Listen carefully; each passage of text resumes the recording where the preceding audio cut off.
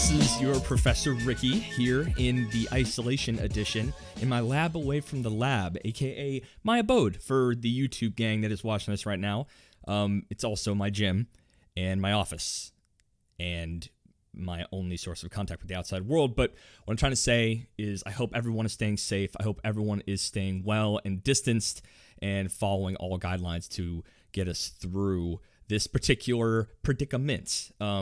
Hopefully that y'all are getting to binge all of the anime. It's the only thing I could wish for you guys. And me and Ethan just wanted to make some extra content. I believe he probably at some point explained that earlier in this bonus episode. You just listened to him talk about Gleipnir, this interesting mystery Ichi left field show that actually the second I finish this, I'm going to go watch it because it seems really interesting to me. But for my segment and for these bonus episodes, I want to talk about Tower of God, the show that visually to me looked the most interesting when we talked about our predictions for this current season. It's a South Korean webtoon that actually came out in 2010, and then it was picked up by Crunchyroll and TMS Entertainment, more specifically Telecom Animation Film, which is a subsidiary to TMS, who did Dr. Stone. So you already knew it kind of had these animation chops, but I watched the first episode, and just from what I saw in those 23 minutes, I got mixed feelings. I don't want to make any large assertions about this show until I have had my hit of 3, the religion of 3. But let's start with the bad. So I don't even know if I'd call it bad because I think it's a little too early to even assert whether this is going to be a bad thing or not. But they're taking a very high risk, high reward idea from telling the story and world building and exposition, and that is something that I think a lot of shows, when they hit really hard, and when they don't, it just feels like the pace is so choppy and stagnant. What I'm talking about is kind of keeping as much of the details of the world of mystery as possible. Think Made in Abyss, where you were kind of shown this world in a very brilliant way, but the way that they did it, it slipped details to you so you don't feel totally unconnected right off the bat. New information was fed to you in a very welcomed pace. The details were either shown sometimes through exposition verbally, sometimes it was just through sheer, scene direction or the actions happening on screen.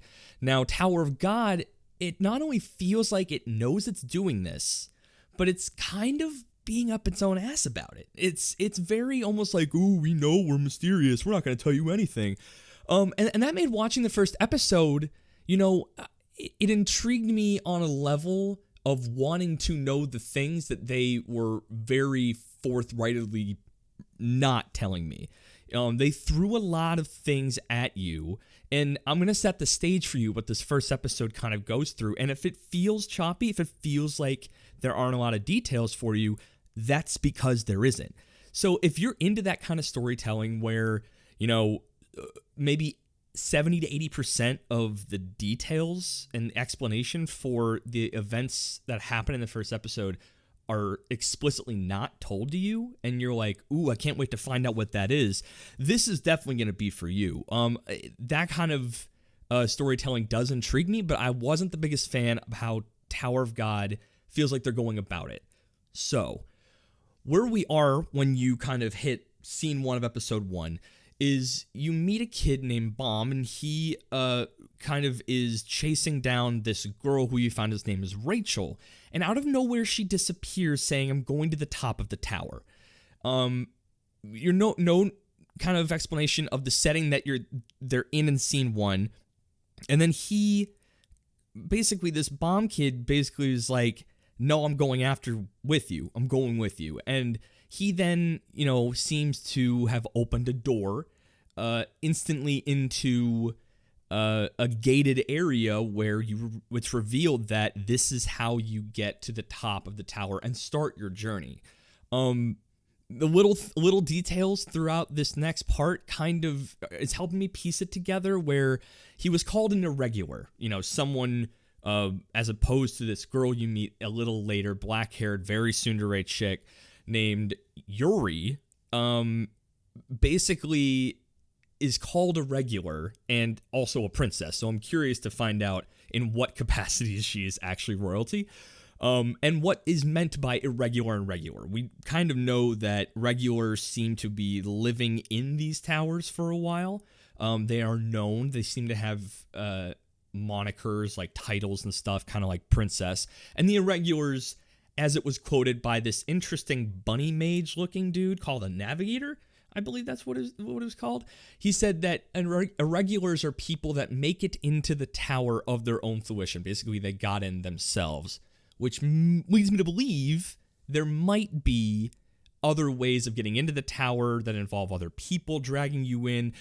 Again, still foggy, still interesting, just very like, all right, just kind of give me a little bit of grounding in this story right now. This bomb guy, B-A-A-M, bomb, he is told that to get in, you have to basically pass a test, and there's this insane looking monster behind this gate.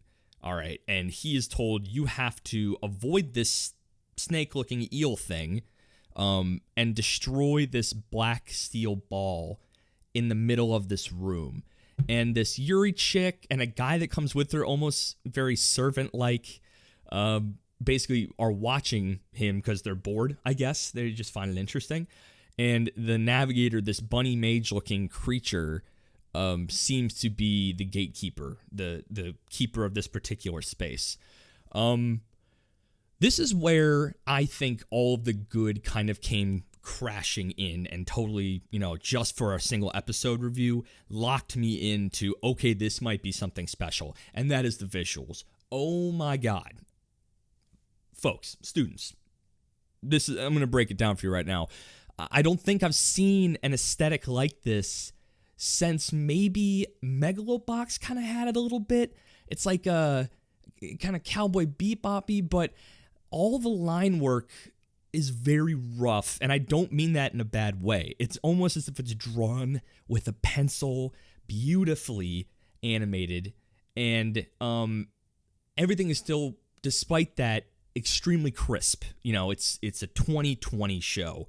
And when I was told that it came from a webtoon, I was a little skeptical of how well, it would translate an anime feel, because it's gonna be basically what I thought is a work that is adopting an anime style.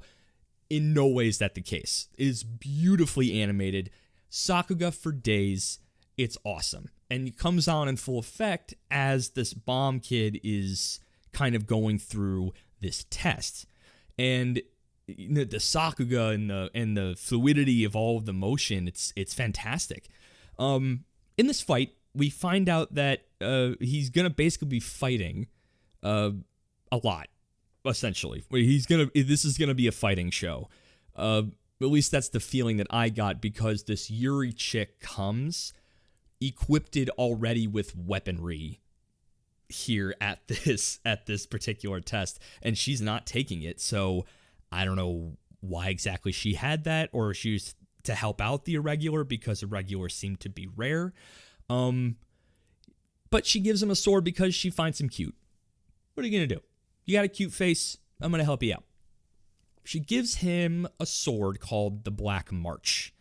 Now, it's a sword that Yuri basically didn't think this Bond kid could use in its full capacity. Yet, somehow, when he called out to the sword, it gave him power back. And the sword is a she, which you find out. She gave him power just that one time, quote unquote. I don't believe that for a second, because that's just how this story's going to go. But in that moment, he gained a lot of power. He busted the ball, and the second he did, he disappeared. Poof, gone.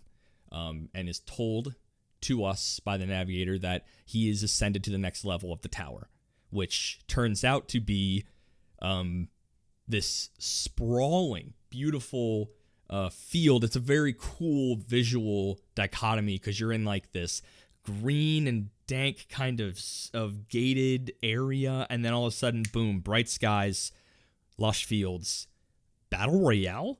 Yeah, so they basically have 300 people in this level at the end of this episode and told whittle yourself down. Just kind of just start killing people you see.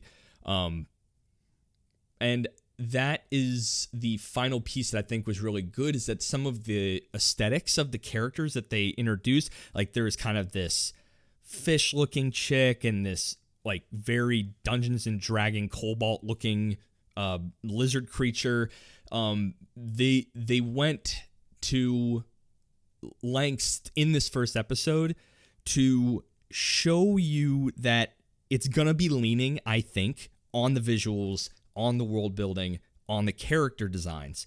And you know, as much as I really love really, really good animation like that, I still think, you know, when you are wanting to tell a story based on drip feeding your audience just little details, there is an art to it. There's a pace to that.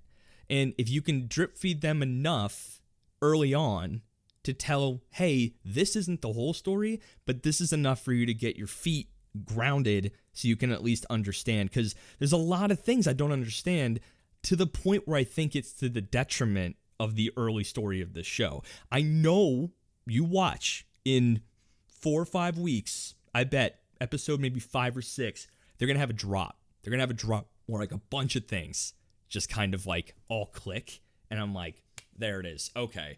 They're kind of setting themselves up for a mic drop, but in that setting up for that mic drop, shows like that, I always get a little antsy, because that is a really easy way to not stick the landing. It's like going for that big trick that you haven't really done yet. You know, yeah, sure, they might be doing a triple gainer off the diving board, but are they going to belly flop, or they're going to slam this dive? So high risk, high reward. I think it's it's interesting. I'm going to keep watching it because, you know, what else we got to do? And I give this first episode, I think, like a solid 70. It's got a 7.87 on my anime list, and I am curious to see if it will live up to that as the anime itself progresses. I want it to stick the landing pretty bad, because I see enough of potential in this early stage of the show, just in this one ep, that it has a lot of breathing room to be something really cool, right?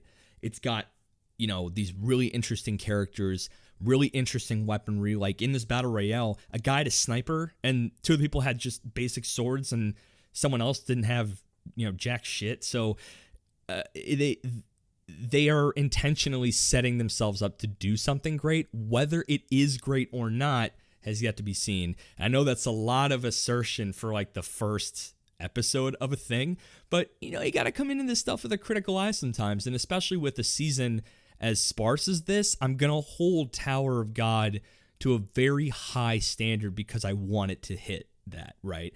I might get easily disappointed, but you know what? That's if they're going to take the risk with the story and the risk with the really out there character designs, I'm going to take the risk and give a little bit of hype. So I'm pretty excited about Tower of God. I think you guys get much more robust review after I have my 3.